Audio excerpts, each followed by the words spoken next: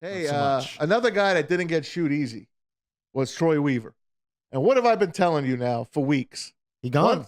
He's going to be gone. And when they hired Trajan Langdon as their president of basketball operations, the Alaskan assassin himself, I said to Anson, and I forgot who was sitting here, maybe Braylon.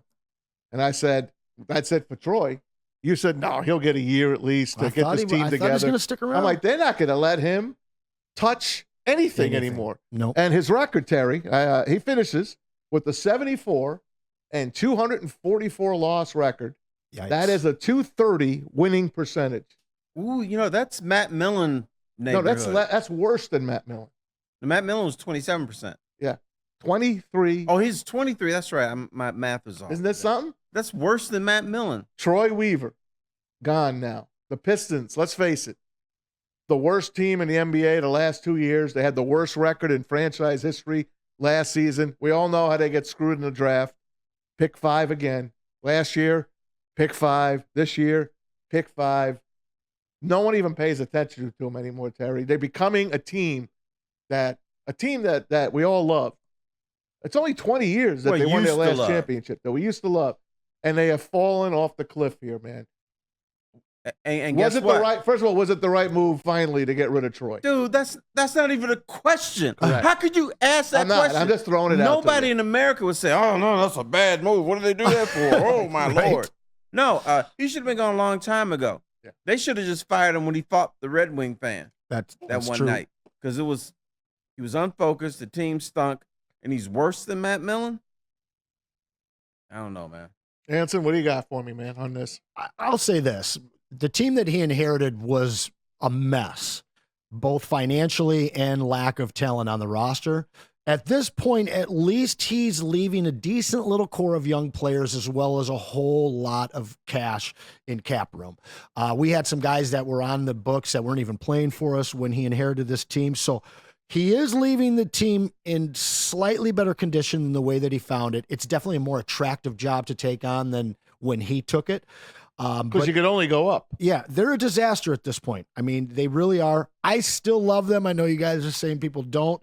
At this point, I think they need to buy out Monty. We need to see if Tom Gores is really willing to put his money down and put this team in a better situation, or if he's just about the cash. Terry, what do you think about the coaching situation? Monty Williams comes in here, the highest paid coach in the game.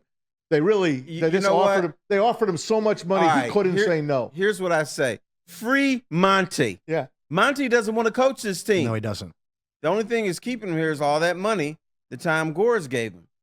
So maybe the thing Troy Weaver was correct in is don't hire him as your head coach. This guy doesn't want to be here. Nope. So here's what I would do. I would say, Monty, do you want to be released? When he says yes, I say, okay, good. Let's work out a buyout. But when you're holding somebody hostage, that's never going to work out. The Pistons will never be a complete team with Monty Williams as coach. I'm not saying he can't coach, but, do I want to be here? Is this a good fit? No, no, no. You know what? Shoot him out of a cannon. Get him out of here. I know. It's time, man. He never really wanted to take this job. I mean, but how do you say no to all that dough? Right. In reality. And that's what it comes down to. A little rhymer. Yeah, they just happen to say no to all that dough? Yep. One of the things I got to give the nod to, though, is that these young players, Cade and the nucleus, they seem to still want to be here. At least they're saying all the right things. So this is a situation where if they can get a coach that actually does want to be here, I think that with some of the correct offseason moves, which means moving that number 5 pick, trying to get some veteran talent in here, if we can get a coach that actually wants to be in here, I don't think that the turnaround for this team is going to take 4 years. I think that it can take 1.5 to 2 years. Because to get what? To be competitive, at least to try and be near a play-in game. I know that's not. It's not a high bar. You know what? Anson, you're young and you're cute. They're not going to turn this around in 1.5 or 2 years. They're not. You have a coach who doesn't want to be here. And secondly, you don't know if these players want to be here. The only way you can find out is you need to go out and do shots with these dudes. Yeah. Get that truth serum in them. Players always say, I want to be here Because if you say you don't want to be here, guess what? The fans are going to boo you. They're going to trash you online. They will throw stuff at you. So you can never say, I don't want to be here if you're a professional athlete in a certain city. You always have to say, yep, this is the place I want to be. I love the fans, the greatest place in the whole world, blah, blah. There's certain stuff you got to say to survive. So what you need to do is do shots with Cade Cunningham after about 3 or 4 hours, see what he's talking about then. Fair. Let's hear from Shams Charania, a very good guy, NBA insider. He's got the scoop on what's going to happen here in Detroit. Langdon has officially taken over as the president of basketball operations, and one of the first moves he is making, I'm told the Pistons and Troy Weaver, the general manager, are parting ways. Sources tell me that he is exiting as the GM. 74-244 record, 23% winning percentage for Troy Weaver, the 8th worst in NBA history. We obviously know they set an NBA record for the most losses in a row last season. He's been at the helm since 2020, but now that Trajan Langdon is there, he is going to have the authority to completely reshape the organization, completely reshape first the front office, look into the coaching staff, see if there needs to be any changes there. I'm told Trajan Langdon, the Pistons, are in serious talks to hire Michael Blackstone, an executive with the Pelicans, to come over as Trajan Langdon's number 2 with the Pistons. So this really, to me, shows that he has full autonomy to really reshape and retool this Pistons organization. So they look towards New Orleans and the great Michael Blackstone, the magician. Maybe he comes over and he's going to be the helper for Trajan Langdon. That still doesn't tell you what they're going to do going forward with the coaching. And, of course, with that number 5 pick, what do you do in a draft that's so void of talent? Pardon? We can figure out the coaching. Yeah. Let's see who Arn Tellin represents. If he represents some coaches, they're in the mix. Should Arm Tellin still be part of this front office? No. I mean, come on, man. He's had his son here. He's had his clients here. He's got his boys here. You know what the Pistons have become? They became boys club. The boys club, Mm-hmm. but they become the Detroit Lions of the 1980s and 1970s, where and the early 2000s. But they were hiring people they liked. Correct. And so this is what the Pistons are doing. So Mr. Ford. they can turn around in 1 or 2 years. No, they can't. They're gonna suck for at least 5 years. More with years. this, or more with this type of mentality. Well, done. I'll agree with that type of mentality, and I think I'd push it to even up until the new regime for the Lions came in. They always had a bunch of chefs in the kitchen that were good old boys. For me, with the Pistons, though, and you and I talked about it over the weekend, Tom, the Alaskan Assassin's going to come in here and drastically leave his mark on this team. And it's going to be more than just Troy Weaver. I think we're going to see some major shakeups.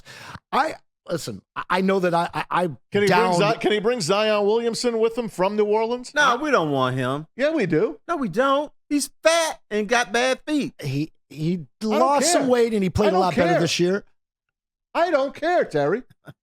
You need somebody to put at least a little bit of a veteran presence to put with these kids. And I know he's young, but at least he's a talent. That's not a vet. He's a talented guy. At least he'll play 50 games. I'll take 50 games of Zion Williamson. I'll take it. I won't. You can keep him. I like Zion, but really bringing him here would kind of be similar to when they brought in Blake Griffin, I feel like. You got a guy Blake was at the end. But okay, sure, he's younger, but what you're doing is you're locking up a whole bunch of contract on a guy that doesn't probably really want to be here and will eventually leave. We have good bakeries. 50, 55, we don't have beignets, but we got good bakeries. 50, 55 games out of Zion Williamson isn't going to do it for me. But these guys are in a position with the amount of money that they have over these next 2 offseasons. They don't have to spend it all this year, and I don't think they're even going to be able to because I don't think that many people want to come here. Again, I down Pistons cornbread for breakfast, lunch, and dinner. So I am the optimist when it comes to this team. I still believe that the books are clean enough and that there's a decent amount enough of talent here, young talent, that they can buy into, not this season, Next season, they can be a team that win over 30 games. And then at that point, you're stop laughing at me, Terry. And at that point, after those 2 years, I think this is a team that can be back in the conversation. But it's going to take drastic moves by the Alaskan assassin, by Trajan Langdon. And Hey, Maz. it's fortunate he Maz, you want to bring in Zion? Yeah, go ahead. Okay, what's your favorite bakery? Detroit Bakery, East Detroit Bakery. East Detroit Bakery. East Detroit Bakery. Give him the phone number. That's what it'll be. But there's a really good bakery near him at Little Caesars, Canelli's. Okay. You can go. They got some great desserts there. Zion Williamson can clean up there. There you go. He's a good ball player, Terry. Come on. He's a good ball player. He'd but be he's the fat. best player on this team. Immediately. That's not saying anything. It's not saying a lot. They have 5 guys on the team. Other than that, you still have to fill the roster out. They have the most cap space with hardly any players available, and they have the 5th round draft pick, a 5th pick overall with hardly any good players available in the first round. No, everything is against them. No. It is. Good luck getting somebody to come here and play for these I know Clowns. that. I know. You got to overpay. And I don't want Ben Gordon and Charlie Villanueva either. That's what you're going to have to do. I know.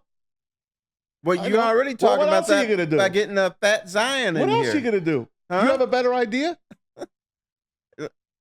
Move the team? Sell the team. Is that what They're people are worth saying? $3 billion. He bought him at $300 million. You don't even see the guy. You don't hear from him. Tom Goris, I'm talking about. You don't hear from him, man. Except when it's time to throw out those T-shirts. That's you hear it. He's from a him. great T-shirt thrower. Yes, he is. He's one of the best. He is. Absolutely. I just don't know what else to do with him because they're so far away. The NBA Finals start on Thursday. They're so far away from just getting in a playoff spot that it's very sad, man, because Detroit sports right now, our only hope is the Detroit Lions. The Tigers are playing .500 baseball with about 4 holes in their lineup. The Red Wings, this close to making the playoffs this past season if they didn't have one bad month without Dylan Larkin. And then, of course, you got our Detroit Lions on the top of the heap. Finally, did you ever think you would have a city here in Detroit led by the Detroit Lions, Terry? Well, I thought it was possible if the Lions were like 8-8 and everybody else had fallen off the cliff. That would be the only way I thought the Detroit Lions would be leading the way. But leading the way in this way, no, I'd seen enough. I've seen 5 decades of them stinking. Or you know what? I'm not going to say stink. Mediocrity. Okay. Because as a joke, the paper always say when they had played 16 games, they said, "Team, we need your prediction for the Detroit Lions." And I always put 8-8, 8-8 every year, and I was right about half the time. Yeah. 8-8 was like the most that any publication would give them. Like USA Today, 8-8. You know, the Daily Detroit News, 8-8. Free Press, 8-8. 9-7 maybe. Do you remember the name Dan Pompei? Of course. He picked them to win the Super Bowl. Picked him to win the Super Bowl, and we laughed at this man Yeah. the He whole didn't know. season. He just didn't know. He didn't know. But if he picks them this year, we're on board. He's probably picking them not to make the playoffs. Probably. There's something wrong with that. Probably.